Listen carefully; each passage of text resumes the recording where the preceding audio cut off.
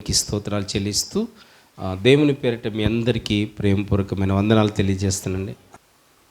25వ అధ్యాయము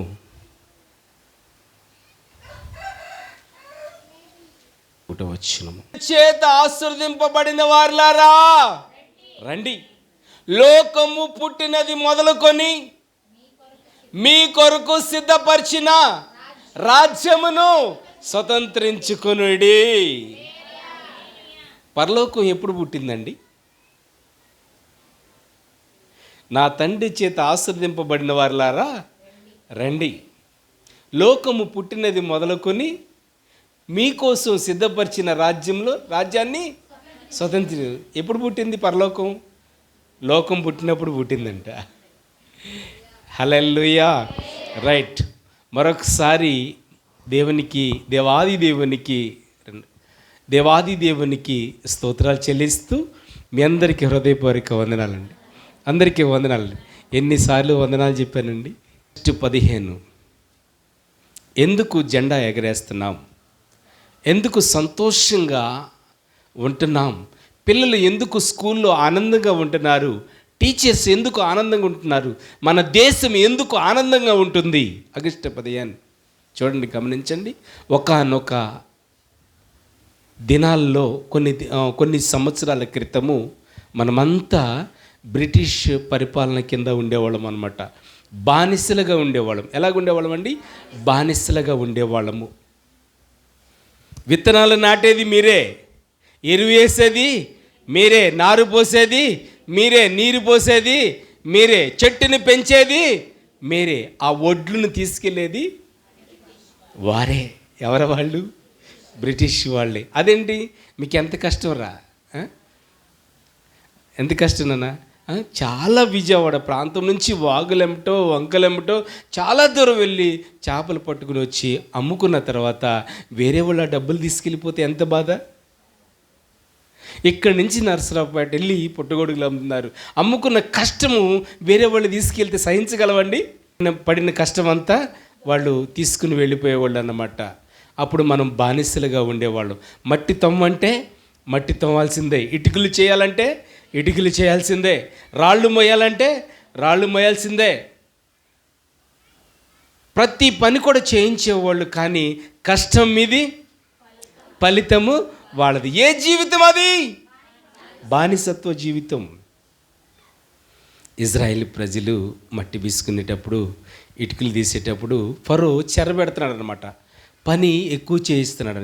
ఎక్కువ చేయించినప్పుడు వాళ్ళు మొరపెట్టుకున్నారు, దేవుడా, భగవంతుడా, ఈ పని మేము చేయలేకపోతున్నాం, మమ్మల్ని విడిపించు అని అడిగితే వీళ్ళ మొర ఎక్కడికి వెళ్ళింది? యేసయ్య దగ్గరికి వెళ్ళింది, దేవుని దగ్గరికి వెళ్ళింది. దేవుడు మొర ఆలకించాడు. ఒక నాయకుడిని పంపించాడు, మోషే నాయకుడిని పంపించాడు. నాయకుడిని పంపించి విడిపించు, కానాను దేశానికి నడిపించు, మంచి దేశానికి నడిపించు, పాలు తేనెలు ప్రవహించు దేశానికి నడిపించు, అద్భుతమైన దేశానికి నడిపించి వీళ్ళని అన్నప్పుడు, నాయకుడిని పంపించినప్పుడు వాళ్ళు ఆ మట్టి పిసుకునే తత్వం నుంచి బానిసత్వం. ఎలాగుండేవాళ్ళు అంటండి? ఇటుకలు మోసేవాళ్ళు, గోళ్ళ కట్టేవాళ్ళు, టాపి పని చేసేవాళ్ళు, ఆ ప్రాంతం ఏ చాకరి ఉంటే ఆ చాకరి చేసేవాళ్ళు అండి. చూడండి, గమనించండి. 10 పైసలు ఏళ్ళదైతే 90 పైసలు ఫరోది. బానిసత్వ జీవితం అండి. దేవాది దేవుణ్ణి అడిగినప్పుడు వీళ్ళని విడిపించాడు. విడిపించినట్టు ఉన్నారండి వీళ్ళు? ఉన్నారండి? మందిరానికి వచ్చిన తర్వాత చెరలు ఆగలేదు, బాధలు ఆగలేదు, ఇబ్బందులు ఆగలేదు, శోధనలు ఆగలేదు. ఏంటంటే నోటి నుంచి వచ్చే బూతులు ఆగిపోతే ఎలాగవుతాయి? మన నడక మారిపోతే ఎలాగవుతాయి? మన తలంపులు మారిపోతే ఎలాగవుతాయి? మన ఉద్దేశాలు మారిపోతే ఎలాగవుతాయి? చూడండి, గమనించండి. ఏడుస్తున్నారు కూర్చొని. ఏం కావాలని ఏడుస్తున్నారు? మాంసం కావాలంట. నీళ్ళు లేవండి. ఎవరిని చంపడానికి చూస్తున్నారు? నాయకుడిని చంపడానికి చూస్తున్నారు. బండను కొట్టగానే బండలోంచి నీళ్ళు వచ్చాయి. అక్కడ చేదు నీళ్ళు ఉన్నాయి. మోషే మీద తిరగబడటానికి చూస్తున్నారండి. దేవా, వీళ్ళు నా మీద తిరగబడటానికి చూస్తున్నారు ప్రభు అంటే ఆ కొమ్మను విరక్కొట్టి ఆ కొమ్మని నీళ్ళలో వేయమన్నాడు. ఆ చేదు నీళ్ళు మధురంగా మారిపోయినాయి. హల్లెలూయా. గట్టిగా స్తోత్రాలు చెల్లిద్దాం. అయితే గమనించండి, చాలా ఒకప్పుడు మనమైతే చూడలేదు కానీ మన పూర్వీకులు బానిసలుగా ఉండేవాళ్ళు అన్నమాట. మనం పడిన కష్టము వాళ్ళు తీసుకుని వెళ్ళిపోయారు. పంట పండించేది, వరి ఊడ్చేది, వరి నాటేది, కుప్ప నూర్చేది అన్నీ మీరే, కానీ ఆ ఒడ్డు తీసుకెళ్ళేది బ్రిటిష్ వారు. చూడండి, ఆగస్టు 15 స్వతంత్రం మనకు వచ్చిందండి. ఆ రోజున మన దేవుడు మరి చక్కగా ఆ బానిసత్వ జీవితం నుంచి దేవాది దేవుడు విడిపించాడు. గట్టిగా స్తోత్రాలు చెల్దాం. హల్లెలూయా. సరే, మరి గమనించండి, వాక్య పరిచర్య దీని సారాంశము ఇటు చూడమ్మా. యేసయ్యకి మహిమలు చెల్లిద్దాం. లోకము నుంచి, ఎక్కడి నుంచి అండి? పరలోకం నుంచి రారాజు, మహిమగల రాజు, సింహాసనం మీద, అత్యున్నత సింహాసనం మీద, మహిమగల సింహాసనము. ఏ సింహాసనం అండి? మహిమగల సింహాసనం మీద కూర్చుని ఉన్నాడండి. ఆయన దిగొస్తున్నాడు. ఆయనతో పాటు ఎవరు దిగొస్తున్నారు? దేవదూతలు కూడా దిగొస్తున్నాయి. ఎందుకు యేసయ్య కిందకి దిగి రావాలి? మళ్ళీ దేవదూతలు ఎందుకు మళ్ళీ దిగి రావాలి? ఆల్రెడీ యేసుక్రీస్తు లోకానికి వచ్చారు. కుంటివాడిని, గుడ్డివాడిని, చాంద్ర రోగుల్ని, మోగవారిని, అనేకమైన వారిని బాగు చేశాడు. 33.5 సంవత్సరాలు జీవించారు ఆయన. ఆయన చేయని అద్భుతం అంటూ లేదండి. చనిపోయిన వారిని కూడా లేపాడు. అన్ని అద్భుతాలు చేశాడు, ఆశ్చర్యక్రియలు చేశాడు. అయినా సరే పాపము చేయటము ప్రజలు మానలేదు, అతిక్రమములు మానలేదు. నీ కోసం, నీ పాపాన్ని క్షమించడం కోసం, నా పాపాన్ని క్షమించడం కోసం ఆయన శిలువ మీద రక్తాన్ని కార్చి సమాధి చేయబడ్డాడు. 3వ రోజున తిరిగి లేచాడు. ఆయన ఎక్కడున్నాడు? యేసయ్య ఇప్పుడు మహిమగల సింహాసనం మీద. ఏమని చెప్తున్నాడు ఈ రోజున యేసయ్య? మీకు మహిమగల సింహాసనం మీద నుంచి మీ దగ్గరికి రాబోతున్నాడు. మహిమగల సింహాసనం మీద నుంచి మీ దగ్గరికి రాబోతున్నాడు. దేవదూతల సమూహంతో రాబోతున్నాడు. ఈసారి కానీ యేసయ్య వస్తే ఎలాగుంటుందండి? పరిశుద్ధులు ఆయనతో కొనిపోబడతారు. మన పూర్వీకులు సమాధి చేయబడిన వారు ఉన్నారే, సమాధులు తెరవబడతాయి. ఈ వస్త్రాలు ఉండవండి మనకి. మహిమ వస్త్రాలు ధరిస్తారంటే ఎంత అద్భుతం చూడండి. ఏ వస్త్రాలు అంటండి? మహిమగల సింహాసనం మీద ఉన్నాడంట ఆయన. ఏ సింహాసనం మీద ఉన్నాడండి? మహిమగల సింహాసనం మీద ఉన్నాడంట. ఏ వస్త్రాలు తొడుగుతాడంట తమ్ముడు? మహిమ వస్త్రాలు, మహిమగల వస్త్రాలు తొడుగుతానన్నాడు యేసయ్య. మరి పరలోకం నుంచి కిందకి దిగి వస్తున్నాడు. వచ్చే ముందు అంటున్నాడండి, ఇప్పుడే సువార్త ప్రకటించేది. బాబు ఎన్నిసార్లు అరిచినా, ఎంతమంది ఇంటికి హౌస్ విజిటింగ్కి వచ్చినా, ఎన్ని ప్రసంగాలు చేసినా ఈ కాలంలోనే యేసయ్య వచ్చాడంటే అవకాశం ఏమీ ఉండదు. మీ ఇంటికి డోర్ టు డోర్ ఎందుకు వస్తున్నాం? అమ్మా, మందిరానికి రండి. ప్రతి నెల కూడా ఇంటిని దర్శిస్తున్నాం. ఎందుకు? ఫార్మాలిటీ కోసం కాదు. అన్న నెల వస్తాడు అనుకోకండి. మీరు దేవుని మందిరానికి నడవాలని అడగటానికి వస్తున్నామమ్మా. ఎందుకు రాలేదమ్మా చెల్లి, తమ్ముడు, ఎందుకు రాలేదు మందిరానికి? దయతో వచ్చేవారమన్నా మందిరానికి రమ్మా, మందిరము మానకమ్మా అని అడగటానికి సేవకులు ప్రతి నెల కూడా మీ ఇంటికి వస్తున్నాడు. ఎందుకండి? యేసయ్య రాబోతున్నాడు. ఎవరండి ఆయన? యేసయ్య రాబోతున్నాడు. ఈ లోపల సువార్త ప్రకటించాలి. అప్పుడు యేసయ్య వచ్చేసిన తర్వాత అమ్మా అందరిని అడుగుతాడు, అమ్మా నాకెవరు సువార్త చెప్పిన వాళ్ళు లేరయ్యా అంటే కుదరదు. ఎవరు వచ్చారు మీ దగ్గరికి? బాబును పంపించాకమ్మా, కొండల్ని పంపించా కదమ్మా. అబద్ధం ఆడతావేంటి? వాళ్ళని పంపించాక వచ్చారు కదయ్యా, నాకు కుదరలేదయ్యా. అయితే నాకు కుదరదమ్మా నిన్ను లోపలికి తీసుకెళ్తావు, కుదరదంటారా? చూడండి, మహిమ గల సింహాసనం నుంచి కిందకి వచ్చినప్పుడు, సువార్త ప్రకటిస్తున్నప్పుడు శ్రద్ధగా వినండి. మీ సేవకుడు చెప్పే మాటలకి గైకొని లోబడి దేవునికి ఇష్టానుసారంగా జీవించండి. దేవుని ఎత్తుకోండి. ఈ భూలోకంలో ఏమీ మనం పట్టుకెళ్ళాం. మన ఇల్లు కొనుక్కున్నాం, పట్టుకెళ్తామండి. స్థలం కొనుక్కున్నాం, పట్టుకెళ్తామండి. వస్త్రాలు కొనుక్కున్నాం, పట్టుకెళ్తామండి. పూచిక పళ్ళు కూడా మనము తీసుకెళ్ళాం. ఈ భూమి ఇక్కడేముంటుంది, మనం మారుతూ ఉంటాం. గట్టిగా స్తోత్రాలు చెప్పండి. ఈ లోపల ఇది నాది, అది నాది, ఇది నాది, అది నాది కుస్తీ పడుతూ ఉంటాం. రేపటి రోజు మంది కాదు. చూడండి, ఆ యేసయ్య వచ్చే ముందు అమ్మా యేసయ్య రాకడ కంపల్సరీగా ఉంది. మీరు అశ్రద్ధగా ఉండకండి, నిర్లక్ష్యంగా ఉండకండి. ఆయన ఎప్పుడూ వస్తాడు అనుకోకండి. రేపే రావచ్చు. రేపే వచ్చేస్తే కుదురుదంటారా? ఇంకా చాలామంది ఉన్నారు మన కాలనీలో, వాళ్ళందరినీ పోగు చేయాలి. ఏం చేయాలంటే అండి, వీళ్ళందరినీ పోగు చేయాలి, మన దేవుని మందిరానికి నడిపించాలి. ఎందుకు యేసయ్య ఆగుతున్నారంటే వాళ్ళందరూ రక్షించబడాలి, మారు మనసు పొందాలి. చూడండి, దేవుని వాక్యం సెలవిస్తుంది, మహిమగల సింహాసనం మీద నుంచి వస్తున్నాడు యేసయ్య, దేవదూతలతో వస్తున్నాడు. వచ్చే ముందు ఏమన్నాడు? అందరినీ పోగు చేయండి. ఏం చేయమన్నాడండి? పోగు చేయండి. ఎవరెవరిని పోగు చేయమన్నాడు? ఎన్టీఆర్ కాలనీ ప్రజలనా, ఆగిరిపల్లి ప్రజలనా, నూజివేడు ప్రజలనా, కొనగుంట ప్రజలనా? ఎవరికి చెప్తున్నాడు? అందరినీ. ఎవరినండి? అందరిని అంటే ఒక ఇండియానా, ఆంధ్రానా, లేకపోతే వేరే దేశాలు కూడానా? అన్ని దేశాలు కూడా. ఎవరినంటే అన్ని దేశాలను అందరినీ పోజండి. యేసుక్రీస్తు అపోస్తలుల కార్యం 11:36 ఏమంటుందండి? యేసుక్రీస్తు అందరికీ ప్రభు. ఎవరికి ప్రభు అంటే అండి? అందరికీ ప్రభు. మహారాష్ట్ర, కర్ణాటక రాష్ట్రాలన్నింటినీ పోగు చేయాలి. 250 దేశాలు ఇంచుమించుగా ఉన్నాయి. ఆ దేశ ప్రజలందరినీ పోగు చేయాలన్నమాట. పోగు చేసి ఉంచండి ఒక చోట అందరినీ. ఏమన్నాడండి? పోగు చేసి ఉంచండి. ఆయన పరలోకం నుంచి వస్తున్నాడు. గట్టిగా స్తోత్రాలు చెప్పండి.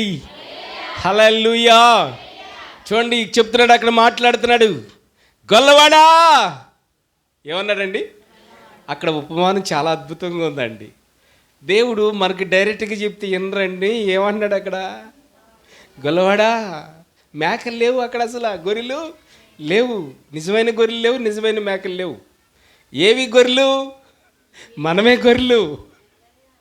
గొల్లవాడ అని పిలుస్తున్నాడండి. గొల్లవాడ అని పిలిచి ఏమన్నాడంటే, మేకలలో నుండి గొర్రెలను వేరుపరచు.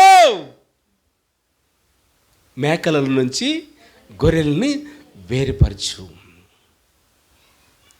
గొర్రెల్ని నా కుడి పార్శ్వమున దగ్గర తీసుకురా, మేకల్ని ఎడం పార్సింది. మేకలు ఎన్ని ఉన్నాయి ఒకసారి చేయొద్దండి. అబ్బాయి ఎవ్వరు లేరు కదండి. గొర్రెలు ఒకసారి చేయొద్దండి. గొర్రెలు ఎత్తని స్టడీగా ఎత్తండమ్మా. అద్భుతమైన గొర్రెలు ఉన్నాయండి. బయట మేకలు ఉన్నాయి. గొర్రెల్ని కూర్చోబెట్టండి. గొర్రెలు అనేవారు ఎవరు? మనమే. ఎంత అద్భుతంగా మాట్లాడుతున్నారు చూడండి. కుడి పార్శ్వమున కూర్చోబెట్టండి, మేకల్ని ఎడం పక్కన కూర్చోబెట్టండి. వీటిని ఎందుకు ఎడం పక్కన కూర్చోబెట్టమన్నాడు? వీటిని ఎందుకు కుడి పక్కన కూర్చోబెట్టమన్నాడు? ఎడం పక్క దొంగ ఏమంటున్నాడు? యేసు, నిన్ను నీవు రక్షించుకుని నన్ను కూడా రక్షించలేవా అని అడుగుతున్నాడు. ఏమడుగుతున్నాడండి? ఎడం పక్కల ఎంత పవర్ ఉందో తెలుసా అండి? ఎవరన్నా కొట్టాలంటే కుడి చేత్తో కొడతారా, ఎడం చేత్తో కొడతారా? ఆశీర్వదించబడిన వారులారా, హల్లెలూయా. ఏమన్నాడండి? నా తండ్రి చేత ఆశీర్వదించబడిన వారులారా రండి. ఎవరి దగ్గరైనా డబ్బులు తీసుకున్నారా మీరు? వాళ్ళు ఎప్పుడన్నా పొరపాటున ఎడం చేత్తో ఇస్తే ఈ చేత్తో ఇవి అంటారు. ఎందుకని? కుడి చేత్తో ఇమ్మంటారండి. ఎందుకని? కుడి పార్శ్వంలో కూర్చోబెట్టడం అని. కుడి అనేది ఎంత అద్భుతమైన ఆశీర్వాదం చూడండి. ఎడం చేత్తో ఎత్తే డబ్బులే తీసుకోరండి. తీసుకుంటారు చాలామంది. ఈ చేత్తో ఇవ్వంటారు. ఏ చేత్తో? కుడి చేత్తో. చూడండి, దేవాది దేవుడు చూడండి పిలుస్తున్నాడండి. ఏమని పిలుస్తున్నాడంటే, నా తండ్రి చేత ఆస్వాదించబడిన వారిలారా. అంతేకాకుండా ఏమన్నాడండి? లోకము పుట్టినది మొదలుకొని, ఏంటంటే లోకము పుట్టినది మొదలుకొని నీ కొరకు సిద్ధపరిచిన రాజ్యమును స్వతంత్రించుకుంది. పరలోకం ఎప్పుడు పుట్టిందండి? లోకం పుట్టినప్పుడే పరలోకం పుట్టింది. యేసయ్య వచ్చినప్పుడు నిన్న మొన్న పుట్టింది కదండి. లోకము, భూమి కలుగునుగాక, సముద్రము కలుగునుగాక, ఆకాశ పక్షులు కలుగునుగాక, జలరాశులు కలుగునుగాక, చెట్టు పుట్ట అన్నీ కలుగునుగాక. ఆఖరికి మట్టిని తీసుకుని మట్టి బొమ్మను చేసి అని ఊదాడు. ఎక్కడ ఊదాడు? ముక్కులో ఊదాడు. ప్రాణం వచ్చి జీవాత్మ వచ్చిందండి. చూడండి, అప్పుడు వచ్చిందంట పరలోకం. ఎప్పుడు వచ్చిందండి? లోకము పుట్టినది మొదలుకొని మీ కొరకు సిద్ధపరిచిన రాజ్యమును స్వతంత్రించుకోండి. ఏంటంటే ఏం చేయాలంట? స్వతంత్రించుకోవాలి ఆ రాజ్యాన్ని మనము. అయితే గమనించండి, ఈ లోకంలో ఏది శాశ్వతం కాదు. ఇంకా బాప్తిసం తీసుకున్న వాళ్ళు ఎవరైనా ఉన్నట్లయితే ఒకసారి చేయి చూపించండి అమ్మా. ఓకే, సీత, చెల్లి, 2, 4, 5, 6, 6. ఎందుకంటే మిమ్మల్ని తీసుకోమని ఫోర్స్ ఎప్పుడు చేయమమ్మా, మిమ్మల్ని తీసుకోమని చేయము. ఎందుకంటే యేసయ్య ఎప్పుడు వస్తాడో తెలియదు. ఎప్పుడు వస్తాడంటండి? రెప్పపాటున. ఏంటండి? రెప్పపాటున వస్తాడు. నీవు బాప్తీసం తీసుకుని ఉన్నట్లయితే చూడండి ఏమవుద్దండి, నీకోసం సిద్ధపరిచిన రాజ్యము స్వతంత్రించుకుంటావు. ఎడ్ల బండ్లు ఉండేయండి ఇదివరకు, నా చిన్నప్పుడు చూసేవాళ్ళం. యజమానుడు ఎడ్ల బండి మీదకి చివరికి ఎక్కి ఆ యజమానుడు ఆ చాట పట్టుకుని ఏం చేస్తాడు? తొరిపోత పడతాడు. నా యేసయ్య ఆ బండి మీద మహారాజు అండి, ఏం చేస్తున్నాడు? తొరిపోత పడుతున్నాడు. తొరిపోత పడుతున్నాడు. ఆ గట్టి గింజలు ఏమవుతున్నాయి? అక్కడే పడుతున్నాయి. తాళేమవుతుంది? పొట్టేమవుతుంది? ఆ గురుగులు ఏమవుతున్నాయి? ఆ చెత్త ఏమవుతుంది? ఆ చెదారం ఏమవుతుంది? ఆ కుప్ప నొరవటానికి ఒక వ్యక్తి వచ్చి ఏం చేస్తున్నాడో తెలుసండి, ఇంకొక చాట పట్టుకుని ఆ గట్టి గింజలు ఉంటాయి చూడండి, అక్కడ పట్టుకుని ఏం చేస్తున్నాడు? ఆ చాటతో ఏం చేస్తాడన్నా? పేటనని కొడతాడు. ఉన్న చెత్త కూడా వెళ్ళిపోద్ది. చెత్త బాగుపడాలంటే సమయం ఇదే. చెత్త గట్టి గింజలు అవ్వాలంటే సమయము ఇదే. మీరు తాలుడ్డు అయితే గింజ పోసుకోవాలంటే సమయము ఇదే. ఆయన వచ్చాక అవకాశము లేదు. ఉందంటారా? పాపం నూనె కోసం పరిగెత్తాడు. ఏంటి ఉపయోగం? మాకు నూనె కావాలన్నారండి, సిద్ధిలో నూనె లేదన్నారండి. అక్కడ పరిగెత్తాడు. చయా యేసయ్యా, మేము కూడా వస్తామయ్యా, బాబు చెప్పిన వాక్యంలో మేము కూడా మందిరంలో ఉన్నాయా, అద్భుతాలు చూసామయ్యా, ఆశ్చర్యక్రియలు చూసామయ్యా, మీరెవరో నాకు తెలీదు. బాదుకున్నారండి, గుండెలు బాదుకున్నారు. మీరెవరో నాకు తెలియదు. అందాక మనం తెచ్చుకోవద్దండి. యేసయ్య రాజుగా వస్తున్నాడు. ఈ రోజున భూలోకమంతా తిరుగుచున్నాడు. మహిమగల దేవుడు, మహిమగల రాజు అయిన గొప్ప దేవుడు అండి. నీతోనూ నాతోనూ మాట్లాడే దేవుడు. చూడండి, తాలుడిని ఏం చేశాడు? కొట్టేసిన తాలుడిని, ఆ చెత్తని, ఆ పొట్టుని ఏం చేశారు? ఆ వెళ్ళిపోయిన వాటిని ఏం చేశాడండి? చూడండి, అక్కడ ఉంచాడు ఆ రైతు. ఆ గురుగుల్ని, వెళ్ళిపోయిన గురుగుల్ని ఏం చేశాడు తమ్ముడు? ఉంచాడా? రేపు గురుగులు ఉంచితే మళ్ళీ మొలుస్తాయి, గురుగులు సంపద ఎక్కువ అవుద్దని చెప్పేసి గురుగులన్నిటిని భోజేసి కాల్చేస్తాడు. ఈ రోజున దేవుని వాక్యం సెలవిస్తుంది, నిత్యరాజ్యంని స్వతంత్రించుకోవాలి. నీకోసం ఆయన భూలోకానికి వచ్చాడు, అన్నీ అర్పించుకున్నాడు, తిరిగి వెళ్ళిపోయాడు, మళ్ళీ వస్తానన్నాడు. అది ఏ రాకడ అంటారు? రెండవ రాకడ. ఏ రాకడమ్మా? రెండవ రాకడ. యేసయ్య వచ్చాడంటే ఇక అప్పుడు మందిరానికి వెళ్తానయ్యా, వాక్యం కొద్దిగా చెప్పయ్యా అని సేవకులు దొరుకుతారండి. ఆల్రెడీ సేవకులు కూడా రెడీ అయ్యి వెళ్ళిపోతారు.